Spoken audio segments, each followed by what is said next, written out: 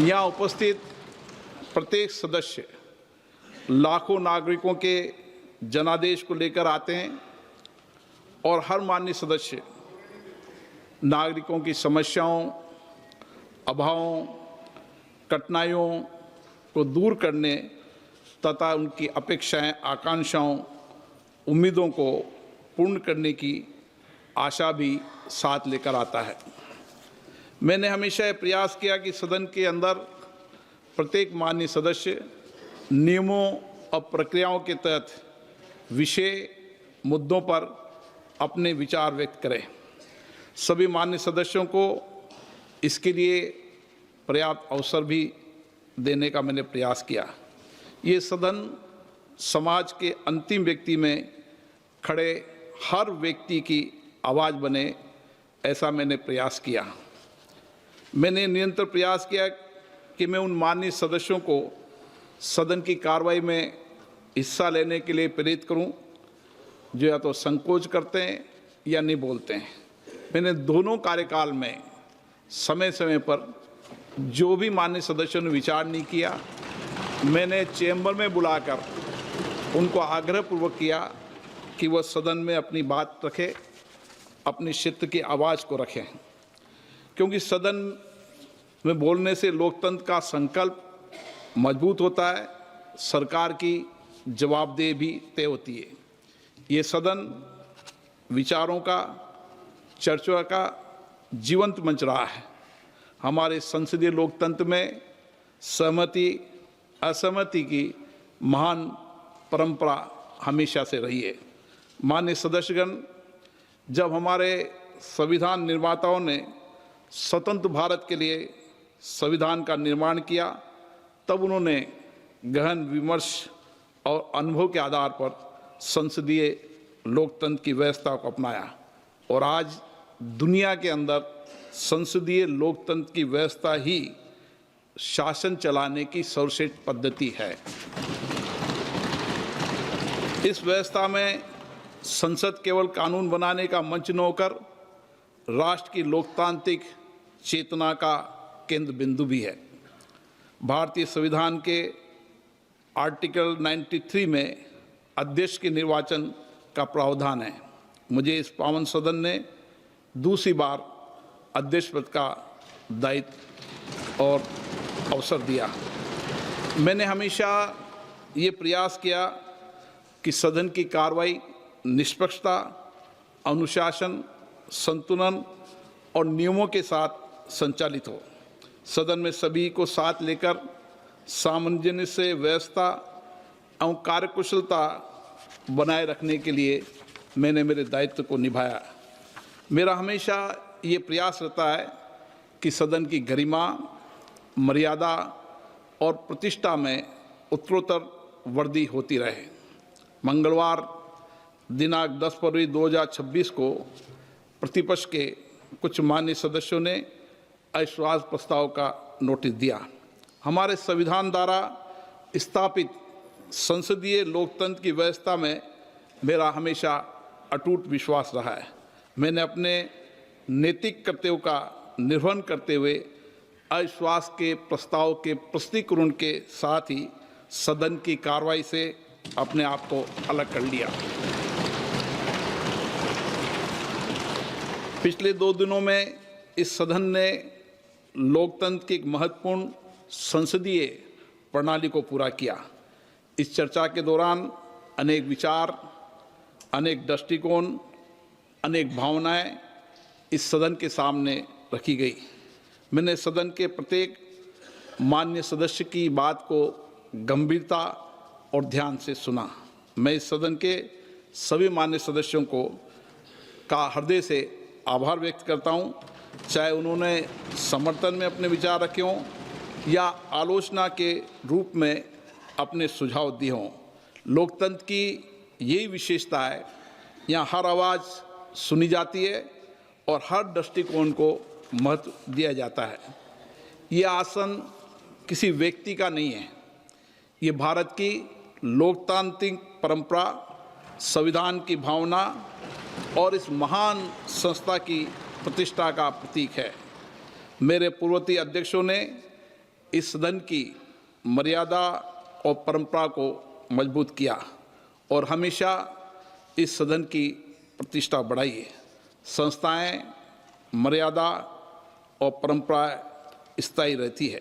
सदन द्वारा मुझ पर व्यक्त किए गए विश्वास के लिए मैं सभी का आभार व्यक्त करता हूं। मैं आपको विश्वास दिलाता हूं, इस विश्वास को अपनी जिम्मेदारी मानते हुए पूरी निष्ठा, निष्पक्षता और संवैधानिक मर्यादा के साथ निभाने का प्रयास करूंगा। कुछ माननीय सदस्यों ने कहा कि प्रतिपक्ष के नेता को बोलने से रोका जाता है, उन्हें बोलने का पर्याप्त अवसर नहीं दिया जाता है। मैंने इस पावन पीठ को स्पष्ट करना चाहता हूं, चाहे सदन में नेता हो या चाहे प्रतिपक्ष के नेता हो या कोई मंत्रीगण हो, कोई भी सदस्य हो, सभी मान्य सदस्यों को सदन के अंदर नियमों के तहत, प्रक्रिया के तहत ही बोलने का अधिकार निहित है।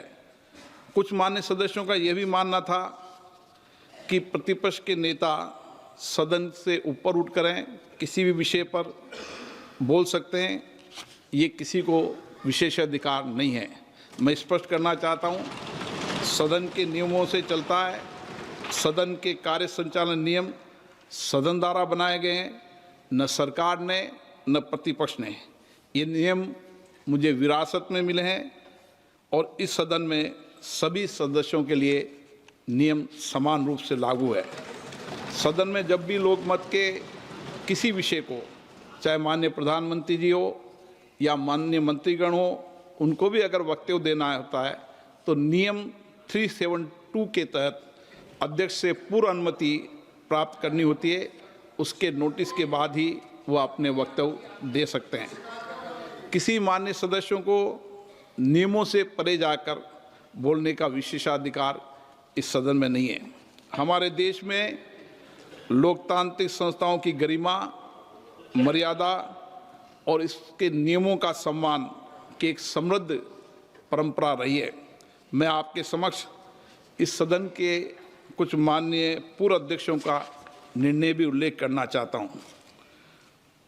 1957 में माननीय राष्ट्रपति जी के अभिभाषण पर धन्यवाद बोलते हुए जब स्वर्गीय अटल बिहारी वाजपेयी जी ने जम्मू और कश्मीर से संबंधित कुछ फोटोज को अपने द्वारा की गई बात के प्रमाण के तौर पर सदन के सामने रखना चाहा, तो इसी चेयर ने व्यवस्था दी कि ऐसा करने से पहले उस डॉक्यूमेंट को पहले स्पीकर को दिखाया जाए, फिर वो निर्णय लेंगे। और अटल जी ने सदन का सम्मान किया, अध्यक्ष के निर्देशों की पालना की। 1 मार्च 1958 को जब माननीय सदस्य श्रीमती रेणु चक्रवर्ती ने किसी एक गैर सरकारी दस्तावेज को सदन के पटल पर रखना चाहा, तो चेयर के द्वारा ये कहकर नामंजूर कर दिया कि स्पीकर के बिना दिखाए आप सभा पटल पर ये पत्र नहीं रख सकते। 26 मार्च 1958 को एक मान्य सदस्य श्री SM बनर्जी ने अपनी बात के समर्थन में पत्र के साथ कोई कोट करना चाहा, तो माननीय उपाध्यक्ष महोदय ने ये कहकर मना कर दिया कि ऐसा करने से पहले आपको चेयर को दिखाना जरूरी होगा। ऐसे कई सारे प्रकरण हैं, चाहे लोकसभा में हो चाहे राज्यसभा में हो, जब बिना चेयर की परमिशन के किसी दस्तावेज को सदन के पटल पर या कोट करने की अनुमति नहीं दी गई है। ऐसी पुरानी परंपरा भी रही है। अध्यक्ष परेड के निर्णय से कोई भी मान्य सदस्य व्यक्तिगत रूप से सहमत या असहमत हो सकता है, परंतु सदन के नियम, प्रक्रिया, परंपराओं को लागू करना मेरा दायित्व है, कर्तव्य है। जब भी कुछ मान्य सदस्य सदन की मर्यादाओं के विरुद्ध आचरण व्यवहार करते हैं, तब सदन की मर्यादा बनाए रखने के लिए मुझे कठोर निर्णय और व्यवस्थाएं देनी पड़ती है। सदन की चर्चा के दौरान एक माननीय विद्वान सदस्य ने संविधान के आर्टिकल 105 के तहत संसद के सदस्यों को बोलने की आज़ादी, फ्रीडम ऑफ स्पीच के अधिकार की बात कही। मैं इस सदन के समक्ष हमारे संविधान के आर्टिकल 105 1 को पढ़कर इस संबंध में स्थिति स्पष्ट करना चाहता हूँ। 105 इस संविधान के उपबंधों और संसद की प्रक्रिया का विनियमन करने वाले नियमों और स्थायी आदेशों के अधीन रहते हुए संसद की फ्रीडम ऑफ स्पीच होगी। अर्थात हमें संसद में बोलने की आज़ादी तो है, परंतु सदन द्वारा स्वीकृत प्रक्रिया नियमों एवं स्थायी आदेशों के अधीन है। नियम 352 के 11 के उपनियमों में माननीय सदस्यों के लिए विस्तृत निर्देश अंकित है। सदन में बोलते समय किन किन बातों का ध्यान रखना चाहिए, किस प्रकार के तथ्य और किस प्रकार के वाक्यों को नहीं बोलना चाहिए। चर्चा के दौरान अध्यक्ष पीठ के द्वारा प्रतिपक्ष के कुछ सदस्यों ने माइक बंद करने का विषय भी उठाया। इस बारे में मैं पहले भी स्पष्ट कर चुका हूं। आसन के पास कभी भी माइक ऑफ या ऑन करने का बटन नहीं होता है। प्रतिपक्ष के माननीय सदस्य भी आप पीछे शैलजा से पूछ लो। प्रतिपक्ष के माननीय सदस्य भी इस पीठासीन अधिकारी के रूप में जब वो कार्य करते हैं तो उनको भी ये भली भांति पता है। सदन में ये व्यवस्था है, जिस माननीय सदस्य को बोलने की अनुमति दी जाती है वही माननीय सदस्य उसका ही माइक ऑन होता है। चर्चा के दौरान महिला सदस्यों के सम्मान को लेकर भी विचार व्यक्त किए। मेरे मन में हमेशा हमारी माननीय महिला सदस्यों के प्रति सर्वोच्च सम्मान रहा है। मेरा हमेशा ये प्रयास रहा है हर माननीय महिला सदस्य को सदन में बोलने का पर्याप्त अवसर दें और पर्याप्त समय दें, और प्राथमिकता के आधार पर भी मैंने हमेशा महिला सदस्यों को बोलने में प्राथमिकता दी है। मुझे इस बात का गर्व है कि मेरे अध्यक्षीय कार्यकाल में सबसे ज़्यादा महिला सदस्यों ने और सभी महिला सदस्यों ने अपने विचार रखे हैं। परंतु जिस प्रकार से प्रतिपक्ष की कुछ माननीय सदस्य वेल क्रॉस कर ट्रेजरी बेंच की तरफ जाकर नारेबाजी कर रही थी, बैनर दिखा रही थी, उससे निश्चित रूप से अप्रत्याशित स्थिति बन सकती थी, और इस अप्रत्याशित स्थिति की संभावनाओं को टालने एवं व्यवस्था बनाए रखने की जिम्मेदारी मेरी थी। इसीलिए मैंने सदन के नेता को सदन में बोलने का नहीं आने का आग्रह किया। ऐसी प्रतिकूल स्थिति में सदन की व्यवस्था और प्रतिष्ठा बनाने के लिए जो उचित था वह मैंने किया। माननीय सदस्यों से ये भी कहा गया कि प्रतिपक्ष के माननीय सदस्यों को पर्याप्त अवसर नहीं मिलता। 17वीं 18वीं लोकसभा के संसदीय कार्रवाई के आधिकारिक आंकड़े उजागर करते हैं कि संख्या बल पर देखा जाए तो भी प्रतिपक्ष के माननीय सदस्यों को राष्ट्रपति अभिभाषण पर, धन्यवाद प्रस्ताव पर, बजट पर, महत्वपूर्ण विधेयकों पर, विशेष चर्चाओं पर, प्रश्नकाल और शून्यकाल के दौरान आवंटित समय से अधिक बोलने का अवसर मिला है। उनकी चर्चा में कई बार सदन की पटल पर आ चुके हैं। मेरी तो हमेशा कोशिश रहती है, चाहे देर रात तक मुझे बैठना पड़े, और मैं जब सदन में सुबह आता हूँ, सदन के अंतिम सदस्य के रूप में सदन से जब ही जाता हूँ जब सब माननीय सदस्यों को मौका मिले। और मैं हमेशा ही प्रयास करता हूँ कि चाहे एक माननीय सदस्य अकेला हो या उसके दल का एक सदस्य हो, उसको भी पर्याप्त अवसर, पर्याप्त मौका मिले। और मुझे खुशी है जो भी सदस्य बोलना चाहता था सबको मैंने 1 वर्ष के अंदर ही सबको बोलने का अवसर दिया। बुलाकर कहा कि आप बोले, कोई भी ऐसा माननीय सदस्य है जो बोलना चाहता हो और मैंने अवसर नहीं दिया, ऐसा कोई उदाहरण सदन के पटल पर नहीं रख सकता। कुछ मान्य सदस्यों ने निलंबन का विषय उठाया, अभी भी उठाया। मेरा हमेशा प्रयास रहा है कि मैं किसी सदस्य का निलंबन नहीं करूं।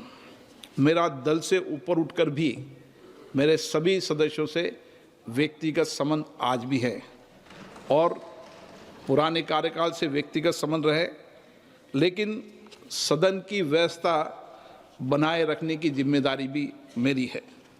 और इसीलिए जब मैं इस तरीके का कठोर या सदन इस तरह के कठोर निर्णय करता है तो निश्चित रूप से मेरा मन दुखी होता है। परंतु हमें विचार करना होगा ऐसी स्थिति क्यों उत्पन्न हुई, इस सदन में निलंबन जैसे कठोर निर्णय क्यों लेने पड़े। मेरा हमेशा जब भी मैं आता हूं सदन में कोशिश करता हूं कि सदन की मर्यादा बनी रहे, प्रतिष्ठा बनी रहे, और मैं आग्रह भी करता हूं। और जब भी सदन में चाहे प्रश्नकाल हो या नियोजित तरीके से गतिरोध पैदा करना हो, जब भी मैं आग्रहपूर्वक कहता हूं कि सदन में बैठें, चर्चा करें, लेकिन जब सदन के सदस्य नहीं मानते तो सदन स्थगित करना पड़ता है। माननीय सदस्यगण, वर्ष 1997 में भी आज़ादी के जब 50 वर्ष हुए थे उस समय भी सदन की मर्यादाओं, गरिमा पर चर्चा हुई।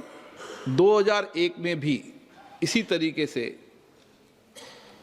उस समय के तत्कालीन अध्यक्ष बालयोजी जी के नेतृत्व में एक पीठासीन अधिकारियों का सम्मेलन हुआ जिसमें देश भर के मुख्यमंत्री आए, पीठासीन अधिकारी आए, मुख्य सचेतक आए, चीफ व्हिप आए, और एक लंबी चर्चा हुई और सबने सर्वसम्मति से संकल्प लिया कि सदन में नारेबाजी नहीं करना, इश्तिहार नहीं दिखाना, पत्तों को नहीं फाड़ना और अवैध मुद्राओं का प्रदर्शन आदि चीज़ों पर एक सामूहिक संकल्प हुआ। और उस समय के तत्कालीन सरकार, अटल जी माननीय प्रधानमंत्री थे, प्रतिपक्ष के नेता माननीय सोनिया गांधी जी थी, उन्होंने तो यहाँ तक कहा कि व्यवधान कम से कम करने के लिए सदन के बीचों बीच बेल पे आने पर पूर्णतः रोक लगानी चाहिए। इस मूल नियम के उल्लंघन पर स्वतः ही कड़ी अनुशासनात्मक कार्रवाई की जानी चाहिए। उन्होंने ये भी कहा कि वह दृढ़ता से ये महसूस करती है कि राष्ट्रपति के अभिभाषण के समय किसी प्रकार के व्यवधान की अनुमति नहीं दी जानी चाहिए। ऐसा स्पीकर सम्मेलन में भी, जहाँ सभी दलों की सरकार होती है, वहाँ भी हम ये कोशिश करते हैं कि सदनों की मर्यादा प्रतिष्ठा बनी रहे। हम उच्च सदन हैं, हम जितनी मर्यादा परंपराएं बनाए रखेंगे, नीचे पंचायत स्तर तक लोकतांत्रिक संस्थाओं में उतनी मर्यादा बनी रहेगी, उतनी चर्चा अच्छी होगी, संवाद होगा, उससे ही परिणाम निकलेंगे। और इसीलिए मतभेद हो सकते हैं, अलग अलग दल, अलग अलग विचारधारों से हम आते हैं, मतभेद भी हो सकते हैं, सहमति असहमति भी होती है, लेकिन लोकतंत्र में व्यवस्था बनाने की जिम्मेदारी हमारी है। हमें अच्छा नहीं लगता कि मैं बार बार कहूँ कि तख्तियाँ, नारे लगाना, कागज़ फाड़ना, मेजों पे चढ़ना, ये संसदीय लोकतंत्र की परंपरा नहीं है। आप अगर उसको भी उचित मानते हैं तो आपकी विचारधारा हो सकती है, लेकिन सदन और देश इस मत से सहमत नहीं है। मेरा तो मानना है कि हमें सदन में अच्छी परंपराओं और परिपाटियों और सदन की मर्यादा को बनाने का प्रयास हमेशा करना चाहिए, क्योंकि इस सदन का सब देश देखता है और सदन के अंदर लोगों का विश्वास हो, भरोसा रहे। लाखों लोग अपेक्षा आकांक्षा करते हैं, इसलिए विश्वास भरोसा बनाए रखने के लिए मैं फिर आग्रह करूँगा कि हमें सदन की मर्यादा, प्रतिष्ठा, गरिमा बनाने के लिए सामूहिक संकल्प भी लेना चाहिए और सामूहिक विचार विमर्श भी करना चाहिए। पिछले 2 दिनों की चर्चा में कई मान्य सदस्यों द्वारा संसद में 22 भाषाओं में अनुवाद, डिजिटल टेक्नोलॉजी के उपयोग, research support, capacity building, P20, CSPO के सफल आयोजन जैसे फ्रेंडशिप ग्रुप जैसे विषयों की उपलब्धि की बात की। ये मेरी उपलब्धि नहीं है, ये सदन की उपलब्धि है और सामूहिक प्रयासों की उपलब्धि है। और जब भी मैं दुनिया के जितने भी देशों में जाता हूँ, वहाँ के राष्ट्रमंडल के अध्यक्षों से भी मिलता हूँ, तो मुझे गर्व होता है भारत के लोकतंत्र पर, भारत के संविधान पर। और ये मैंने अभी CSPO के सम्मेलन में भी देखा और कई बार मैंने इसको महसूस भी किया। और इसीलिए विश्व भर में भारत की लोकतंत्र की प्रतिष्ठा बने, ये हमें प्रयास करना चाहिए। और मैं ये भी बता दूं कि 125 से ज़्यादा लोकतांत्रिक देश यहाँ पर हमारी प्राइड संस्था जो प्रशिक्षण देती है, वो हमारी लोकतांत्रिक प्रक्रियाओं, परंपराओं, हमारी समितियों के सिस्टम को देखने आती है और प्रशिक्षण प्राप्त करती है। माननीय सदस्यगण, सदन के संचालन हेतु सदन द्वारा बनाए गए नियमों की पालना करना हम सभी सदस्यों का व्यक्तिगत और सामूहिक जिम्मेदारी है। परंतु कुछ माननीय सदस्य नियमों की अवहेलना करते हैं, सदन के संचालन में व्यवधान करते हैं। ऐसे सदस्यों को समय समय पे मुझे मार्गदर्शन भी देना पड़ता है, उन्हें चेतावनी भी देनी पड़ती है, क्योंकि ये मेरे स्पीकर का दायित्व है। नियम 378 भी स्पष्ट करता है, अध्यक्ष द्वारा व्यवस्थाएं बनाए रखी जाए और अपने निर्णयों के प्रयोजन के लिए जो शक्तियाँ मुझे मिली है, उसमें सदन की मर्यादा में बनाए रखने की कोशिश करता हूँ। लोकतंत्र की संस्थाएं स्थायी होती है। मजबूत संस्थाएं एक मजबूत लोकतंत्र का निर्माण करती है। यदि हम संयुक्त संस्थाओं की प्रतिष्ठा को कम करेंगे तो इससे किसी व्यक्ति अथवा दल को नहीं, पूरे राष्ट्र को क्षति होगी। संवैधानिक संस्थाओं का सम्मान करना केवल औपचारिकता नहीं है, ये लोकतंत्र की स्थिरता का आधार है। माननीय सदस्यगण, जब भी सदन में शोर होता है, नियोजित व्यवधान होता है, जब जनता के मन में निराशा पैदा होती है, मैं आपसे विनम्रतापूर्ण आग्रह करना कि भारत के जनमानस में सदन के प्रति विश्वास और भरोसा बनाए रखने के लिए हम सबको सहयोग करना चाहिए। हमारा महान संविधान, हमारे नियम, हमारी परंपराएं हमें विरासत में मिली है। जहां मुझे इस महान विरासत पर गर्व है, वहीं मेरा संकल्प भी है कि इसमें महान विरासत को हमेशा आगे बढ़ाऊं। कभी भी सदन की मर्यादा में कमी नहीं आने दूं। मैं सदन में पक्ष प्रतिपक्ष सभी मान्य सदस्यों को जब संरक्षक के रूप में देखता हूं, तो चाहे कितनी भी प्रतिकूल परिस्थिति हो, कोई मान्य सदस्य मेरे मत से सहमत हो असहमत हो, मेरे खिलाफ कुछ वक्तव्य भी दे, लेकिन मेरा हमेशा प्रयास रहेगा, मैं इस संकल्प के लिए अटक हूँ कि सदन की मर्यादा और प्रतिष्ठा को बनाए रखने के लिए मैं कटिबद्ध हूँ।